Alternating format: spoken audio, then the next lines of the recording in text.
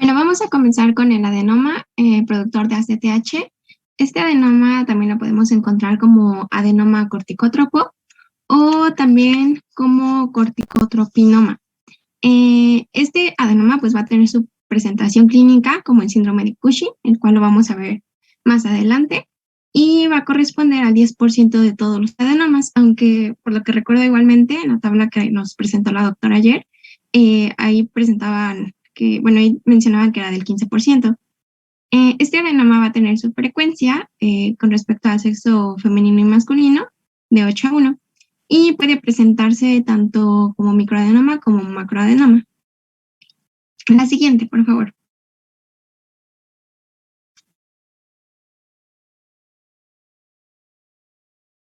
Y bueno, ahora sí, ya hablando sobre la enfermedad de Cushing, vamos a tener que esta fue descrita por primera vez en 1912 por Harvey Cushing. Él tenía 8 pacientes, los cuales presentaban obesidad, diabetes, hirsutismo y hiperplasia suprarrenal.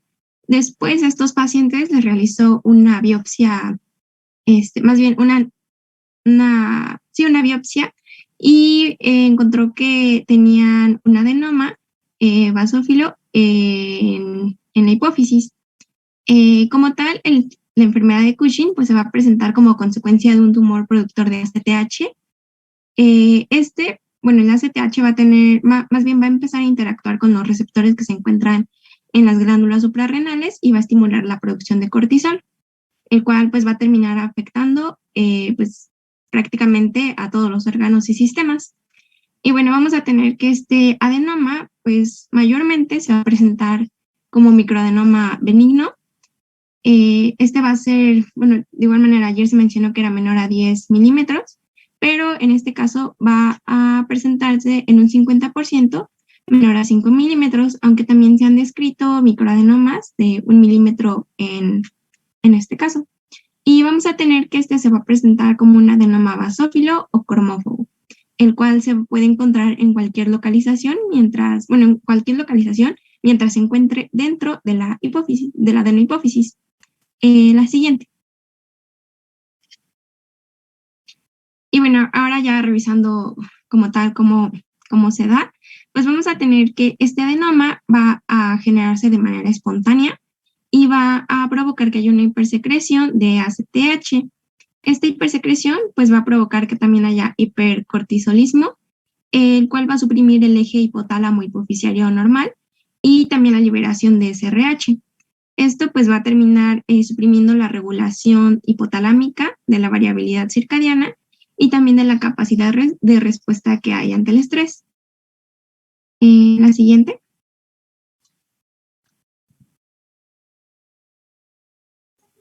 Listo. ¿Sí me escuchan? Sí, sí te escucho. Ok.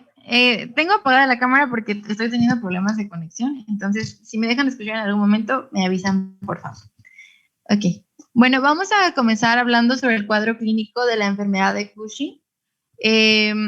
La severidad de este cuadro va a depender del tiempo de la exposición al hipercortisolismo y la concentración del cortisol en la sangre. Ahora vamos a tener varias como manifestaciones, dentro de las cuales vamos a encontrar obesidad central, va a haber hirsutismo, acné, intolerancia a la glucosa, hipertensión o problemas cardiovasculares, trastornos psiquiátricos como depresión, algo que es muy característico que es la facies en luna llena, y pues por estas manifestaciones se puede confundir con el síndrome de ovario poliquístico o con síndrome metabólico. Ay, disculpe si escuchan ruidos, que están pasando cosas en la calle. O con pseudo-Cushing, que va a presentarse en pacientes con alcoholismo. Ay, disculpe. Se escucha muy feo. Ya. Como les decía, también puede confundirse con pseudo-Cushing, que se va a presentar en pacientes con alcoholismo, depresión y obesidad. Ok, vamos a continuar. Con el diagnóstico de esta enfermedad vamos a tener pruebas de supresión con dexametasona y de estimulación con CRH. Y bueno, también vamos a medir los niveles de cortisol plasmático. Entonces, el libro decía que vamos a tener pruebas de escrutinio que van a ser para confirmar la presencia de hipercortisolismo por falla en la regulación de este eje hipotálamo hipófisis suprarrenal, y pruebas de localización que van a servirnos como para mostrar las diferencias de la causa del hipercortisolismo, porque así podemos diferenciar si es por un tumor hipoficiario, por una lesión suprarrenal como un adenoma, o por un tumor ectópico productor de ACTH. ¿Ok? Entonces, vamos a tener esta prueba que es, vamos a medir el cortisol libre en orina. Va a haber un aumento de cortisol libre en orina de 24 horas que se va a tomar en 2 ocasiones, más la ausencia de la supresión de cortisol sérico matutino con la administración de una dosis baja de dexametasona a las 23 horas de la noche previa. Entonces, si se presenta esto, vamos a tener un diagnóstico de hipercortisolismo. Ahora, también podemos medir el cortisol sérico a las 24 horas, que igual va a dar como diagnóstico hipercortisolismo, pero este es más sensible, pero el libro mencionaba que debe realizarse en el hospital. El paciente debe estar hospitalizado y debe estar libre de estrés. Muy bien. Ahora, las pruebas de localización. Vamos a tener pruebas de supresión con dosis alta de dexametasona, y si hay más del 68% de cortisol sérico, vamos a tener enfermedad de Cushing como diagnóstico. Entonces, vamos a proceder a hacer una resonancia magnética para buscar, bueno, pues para observar el adenoma, ¿no? Esta prueba de supresión con dosis alta de dexametasona es a las 23 horas de la noche previa y se va a comparar con el cortisol sérico basal, o sea, el que es a las 8 horas, ¿no? Y tenemos otra prueba que es el muestreo de los senos petrosos inferiores, que va a ser un estudio con alta especificidad y que va a permitir diferenciar la causa. Ahora, esta consiste en colocar catéteres centrales hacia ambos senos petrosos inferiores y uno periférico, o sea, en una vena periférica. Entonces, esto va a servir para tener sangre como central y periférica para medir la ACTH en un gradiente central y periférico, el cual debe ser mayor o igual a 3:1. Esto después de la administración de desmopresina, que va a estimular la ACTH. Y bueno, si tenemos esto de que es mayor o igual a 3:1, vamos a tener enfermedad de Cushing. Ok. Ahora, en el tratamiento, como tal, sería la resección quirúrgica del adenoma. Esto va a depender, pues, como de las condiciones de este tumor y de la habilidad del neurocirujano y su experiencia. El libro decía que del 5 al 25% de los casos en los cuales se hizo la resección van a presentar una recaída.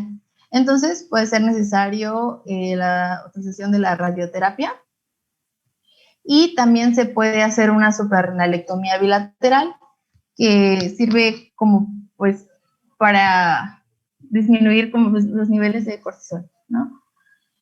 Y también tenemos tratamiento farmacológico, en los cuales se utilizan algunos neuromoduladores, como los antagonistas de la serotonina, entre los cuales está la ciprofloxacina y la ketanserina, agonistas GABA, como el valproato de sodio, y los inhibidores de la esteroidogénesis suprarrenal, como el ketoconazol, mitotane, metilapona, amiglutenimida. Y encontré, bueno, ya la doctora nos había hablado sobre estos fármacos. Encontré en un artículo, son medicamentos que atacan al tumor corticótropo y van a suprimir la secreción de ACTH y van a disminuir el tamaño en el caso de microadenomas. Bueno, entonces, en esto tenemos el pasireótido y la cabergolina. Y bueno, el pasireótido es un análogo de la somatostatina que se va a unir pues a los receptores de la somatostatina, y la carbegalina se une a los receptores de dopamina. En el artículo que leí dice que el pasireótido es el que está permitido en Estados Unidos y en Japón. Listo, continuamos. Voy a interrumpirte tantito. Luna. Ay, sí, doctora. Fíjate que no sé si a tus compañeros les quedó más o menos claro, porque Cushing es un poco complicado. ¿Les habrá quedado claro, muchachos? Creo que sí, doctora. Yo solo tengo una duda. Ajá. Algunos diagnósticos diferenciales con Cushing, ¿cuáles podrían ser? Sí, justo ¿por para qué allá iba. Es que Porque la cuestión es que tienes que hacer diagnóstico diferencial justamente. Si no haces diagnóstico diferencial, entonces tienes el gran problema de enfrentarte con algunas situaciones que te pueden confundir, ¿no? Y ya se fijaron hasta dónde tenemos que llegar con estos pacientes. O sea, la verdad es que es un reto en el diagnóstico y el tratamiento de los pacientes con Cushing, pero además es muy caro. O sea, todo lo que usamos para ellos es tratamiento caro. Entonces, bueno, obviamente, ¿no? Quiero compartirles tantito de mi presentación. Nada más. Déjenme compartir mi pantalla tantito para justo a ver si queda un poquito más claro. ¿Ahí se ve? ¿Se ve? Sí, doctora. Sí, doctora. Sí, doctora. Bueno, este es un paciente con Cushing. Si se fijan, tiene ciertas características. Las estrías tienen que ser de color morado o violáceo. No es suficiente que tengamos estrías de color blanco o de fondo nacarado, como son las que ocasiona la obesidad o cuando vamos cambiando de peso, o las mamás cuando tenemos a los bebés, ¿no? Entonces, no es suficiente. En el caso del cuadro clínico, aquí están los datos clínicos y si se fijan, de estos datos clínicos, el más común es la obesidad central, ¿sale? Obesidad central como la que tiene el paciente que tiene síndrome metabólico, ¿sale? Nada más que además tiene otros pequeños detallitos, como por ejemplo que tiene plétora facial, que tenemos hirsutismo en las mujeres, como que tenemos jiba dorsal, todo lo que ya su compañera ahorita les dijo. Y si se fijan, hay otros datos clínicos, ¿verdad? Entonces, bueno, ok. El diagnóstico del Cushing, entonces, yo tengo una sospecha diagnóstica. Yo tengo a un paciente que tiene ciertas características físicas que me hacen sospechar que tenga Cushing. Tiene obesidad central, tiene estrías violáceas, tiene diabetes, tiene hipertensión, tiene varios datos clínicos, pero además las extremidades del paciente con Cushing son mucho más delgadas de lo habitual, como que la obesidad se concentra en el abdomen y brazos y piernas son muy delgados. Entonces tengo que hacer diagnóstico diferencial. El diagnóstico diferencial lo tengo que hacer con diferentes situaciones, dentro de ellas la depresión y dentro de ellas el alcoholismo. Si se fijan aquí, en esta imagen, lo que vamos haciendo es justamente hacer diagnóstico diferencial entre pseudo-Cushing. El pseudo-Cushing, ¿quién lo va a ocasionar? Pues otras situaciones que no sean precisamente un tumor productor de cortisol. Ya decíamos, el tumor productor de cortisol puede ser suprarrenal, puede ser hipofisario o puede ser incluso hipotalámico o en algunos casos tumores, algunas variantes del cáncer, algunas veces cáncer pulmonar, con sustancias que pueden generarnos un Cushing también. Entonces, bueno, vamos a ir haciendo varias pruebas. Dentro de ellas, para hacer el diagnóstico diferencial, necesitaríamos entonces primero confirmar nuestro diagnóstico de hipercortisolismo. Primero confirmamos. ¿Con qué vamos a confirmar? Con estas pruebas. ¿Sí? Estas pruebas son para confirmar la presencia de hipercortisolismo. Ajá. Ya demostré que hay hipercortisolismo basal o con una prueba de supresión nocturna con dexametasona o con un cortisol salival de medianoche. Ajá, ya tengo un incremento en mi nivel de cortisol. Puedo también hacer un cortisol urinario de 24 horas, un cortisol libre, y resulta que sí tengo hipercortisolismo. Bueno, ahora me voy a las pruebas de supresión. La prueba de supresión de la que su compañera nos hablaba es para ubicar a la hipófisis. ¿Eso sí les quedó claro? Que unas son la de dosis baja, ¿para qué sería?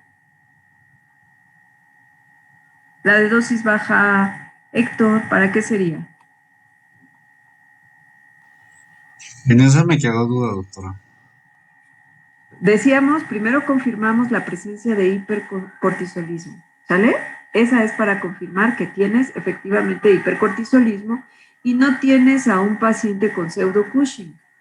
Recuerda, el alcoholismo o la depresión nos va a alterar los niveles de cortisol, pero hay valores donde el cortisol está efectivamente alterado y de ahí ya podemos decir, efectivamente, este sí tiene un hipercortisolismo y ahora lo voy a rastrear, ¿sale?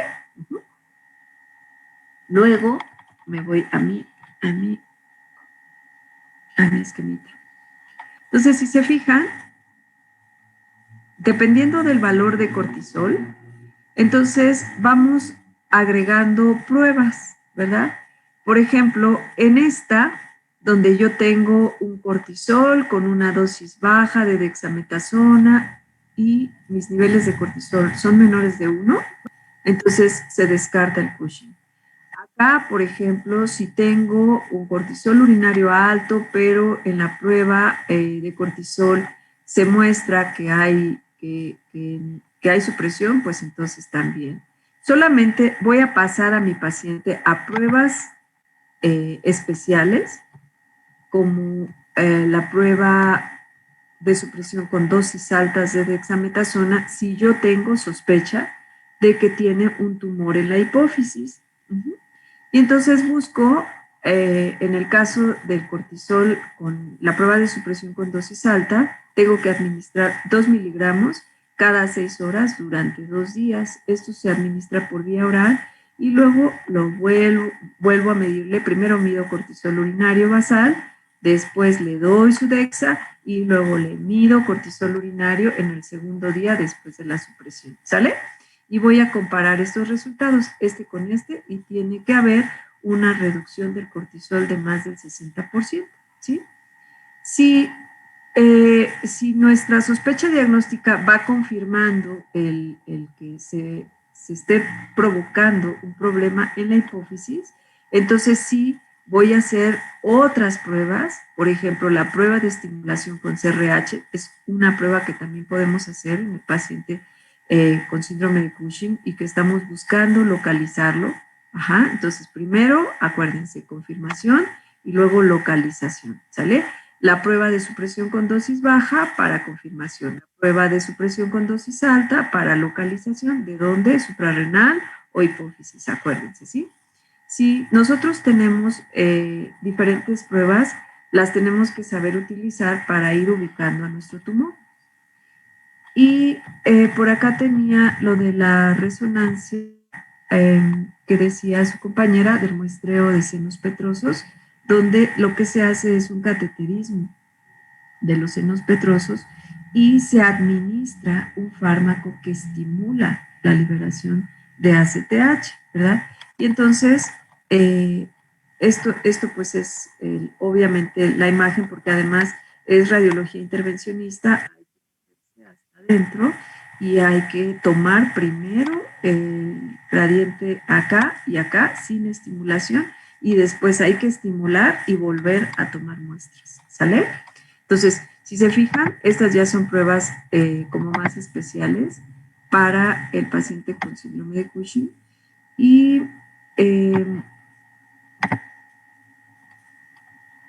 el tratamiento de elección siempre va a ser la cirugía, siempre va a ser la cirugía. Lo mismo que en el paciente con acromegalia, la mayoría de los síntomas, muchos síntomas pueden mejorar, pero la mayoría de los cambios físicos no van a mejorar al 100%. En el caso de los pacientes con Cushing, la mayoría de ellos tienen microadenomas. Y a veces es tan complicado ubicarlos hasta en la resonancia que tienen que entrar a hacer el muestreo de senos petrosos, porque con el gradiente se puede orientar el neurocirujano de qué lado se está produciendo más ACTH, y ahí tomar la decisión de entrar y hacer la resección de ese lado, ¿no? O sea, son también pruebas que pueden orientar al neurocirujano hacia dónde tiene que hacer el procedimiento quirúrgico. Y sí, la radioterapia también sigue siendo un tratamiento de seguimiento de elección en pacientes que no han tenido criterios de cura. Recuerden, los criterios diagnósticos siguen siendo los criterios de cura bioquímica. Entonces, si yo hice una prueba de supresión con dosis altas para ubicar a un adenoma hipofisario productor de ACTH, ahorita solo vamos a hablar del productor de ACTH, ¿sí? Entonces, si yo hice una prueba para ubicarlo, esa misma prueba me va a servir para hacer el seguimiento y buscar los criterios de cura, ¿sale? ¿Dudas? Voy a dejar de compartir. ¿Se dejó de compartir o no? ¿O no? Sí, ¿Se quedaron dormidos todos? Sí, doctora. ¿O se quedaron con más dudas y por eso no me contestan? ¿Se quedaron con muchas dudas? A ver, Jessica, tú tienes cara de que no entendí, doctora. ¿O tienes sueño? Jessie, ¿le entendiste? No. A ver, chicos, ya sé que es día festivo y etcétera, pero pónganle ganitas porque viene el examen. Doctora, yo sí tengo una duda. Entonces, para confirmar el diagnóstico, ¿se va a hacer la de dosis baja y la de dosis alta es más para la localización? ¿De dónde? Exacto, sí. Recuerda, mira, si tenemos a un paciente con un cuadro clínico de depresión mayor, ¿qué sucede con los esteroides? Están alterados y tú lo observas y clínicamente puede tener algunos datos clínicos, pero además le mides cortisol y resulta que te puedes llevar una que otra sorpresita, porque además, por ahí lo dijo su compañera que estaba hablando, dijo, el cortisol es una hormona que debe medirse sin estrés, ¿se acuerdan? Entonces, ¿qué hacíamos anteriormente cuando yo estudié, hace muchos años? Hacíamos pruebas con el paciente hospitalizado y lo dejábamos que se durmiera, lo conectábamos obviamente desde su ingreso a una venoclisis, le poníamos una llave de 3 vías y el paciente dormido le tomábamos sus muestras de cortisol sérico, porque de otra forma, si lo puncionas, si lo despiertas, etcétera, obvio, pues hay una respuesta del cortisol, ¿no? Entonces, teníamos que hacer esas situaciones, todavía se siguen haciendo en los hospitales, pero pues obvio, ahorita ya hacemos uso de otras cosas más nuevas, más innovadoras, y también tiene que ver con los recursos que tienen los hospitales y los lugares donde se hacen los diagnósticos. Entonces, sí, fíjate que acuérdense, primero tenemos una sospecha, después tenemos que confirmar nuestra sospecha. ¿Con qué la confirmamos? Con esas pruebas que dijimos, las primeras, en la primera diapositiva que les pasé, y después, como mi sospecha es, a lo mejor es de hipófisis, pues entonces me voy a hacer las pruebas de supresión. Ya que tenga todo, sí me está indicando que sí, efectivamente hay una hipófisis, tengo que hacer la resonancia y buscar el tumor. Pero ojo, porque estos tumores son tan milimétricos que pueden medir 1 milímetro. Y eso es muy complicado de ubicar en la resonancia, que por eso a veces tiene que terminar el estudio del paciente en el muestreo de senos petrosos, porque finalmente no se está ubicando la lesión radiológicamente tampoco. O sea, no a todos les vamos a hacer muestreo de senos petrosos. ¿Sale? Uh-huh. Bueno, ¿seguimos?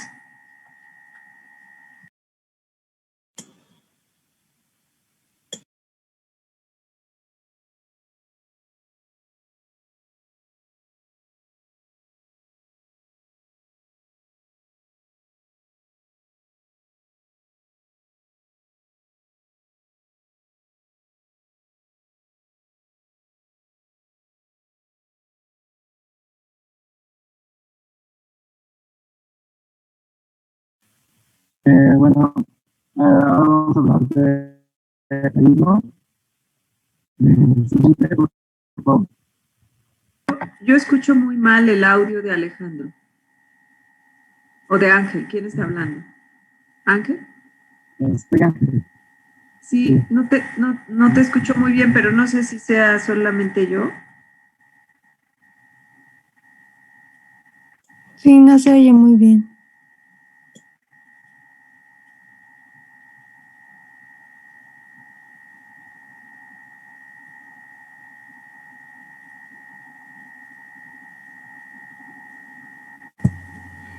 Doctora, para presentar porque tiene problemas con su audio, yo le voy a poner como el micrófono y él va a hablar mediante una llamada. Ah, ok, perfecto. ¿Quién habló? Miranda. Miranda, gracias. Luego me van a dar unas clases de cómo hacen esas maravillas.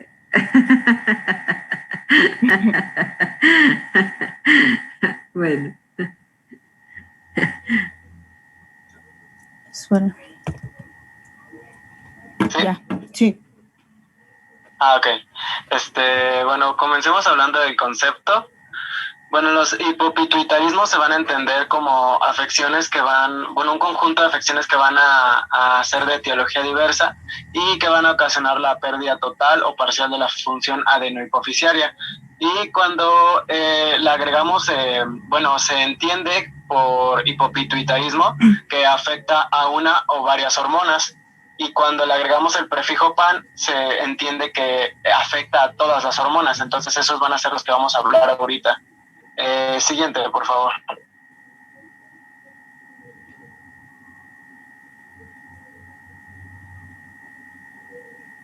Ya.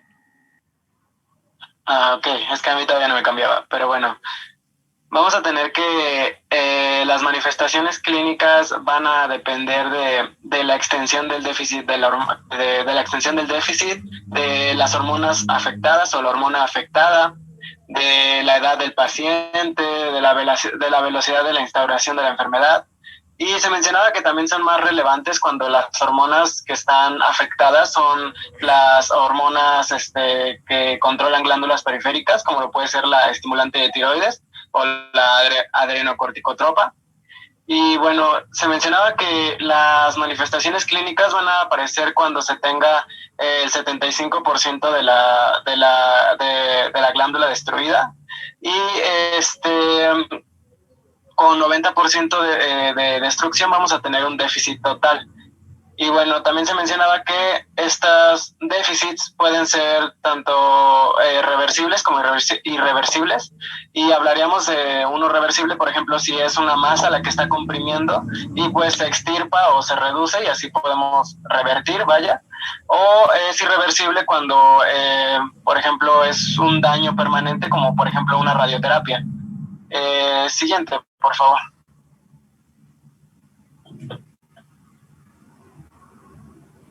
Bueno, voy a asumir que ya cambió. Entonces, ahora vamos a hablar. ¿Mande? Ya. Ok. Bueno, vamos a hablar de que se van a clasificar en 2 grupos dependiendo de su etiología. Y pues vamos a tener a los primarios y a los secundarios. Los primarios van a ser debido a una ausencia o una destrucción de las células hipoficiarias, y los secundarios se van a deber a alteraciones hipotalámicas o del tallo hipoficiario, que van a ser las que van a originar este déficit de estímulo sobre la hipófisis. Siguiente.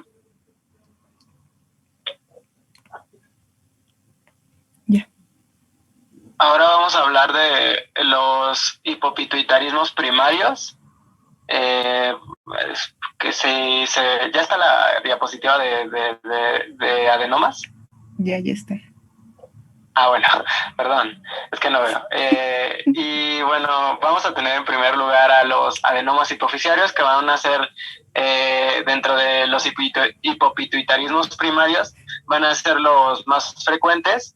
Y bueno, esto van a ser crecimientos que van a estar dentro de la silla turca, que ya puede ser, podría ser un tumor, y esto va a originar una compresión en el tejido hipoficiario y pues por ende va a destruirla. Aquí pongo 2 imágenes, de un microadenoma y un macroadenoma, y pues se mencionaba que el macroadenoma vamos a tener más comúnmente un déficit de hormona del crecimiento, y en el microadenoma de gonadotropinas. Siguiente, por favor.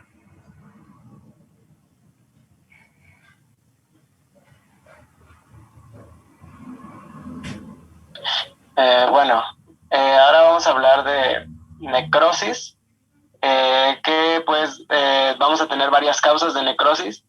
Una de ellas, y de las más populares, pues vamos a tener el síndrome de Sheehan, que va a estar asociada a una complicación del parto, y pues hay un infarto en la hipófisis, una necrosis y una posterior fibrosis.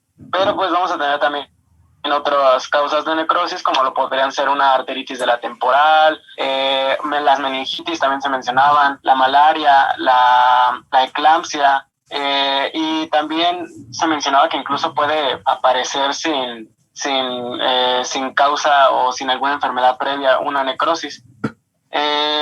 También hay uno que no es tan común, pero hay una patología que se llama apoplejia hipoficiaria, que tiene un poco que ver con lo que vimos de los adenomas, porque pues aquí también vamos a tener un tumor, pero que va a tener una hemorragia, y eso es lo que va a causar la necrosis de la glándula. Siguiente, por favor.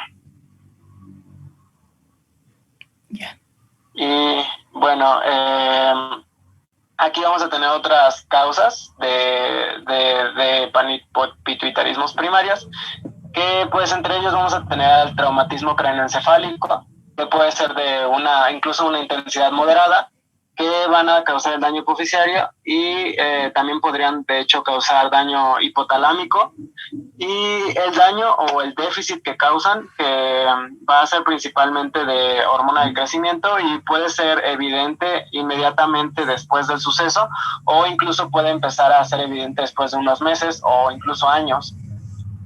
También podemos tener algunos procesos infecciosos, como ya les había dicho, alguna meningitis, o algunos granulomatosos, como por ejemplo la sarcoidosis, que realmente esta va a afectar más a la neurohipófisis que a la adenohipófisis. Y bueno, también podemos tener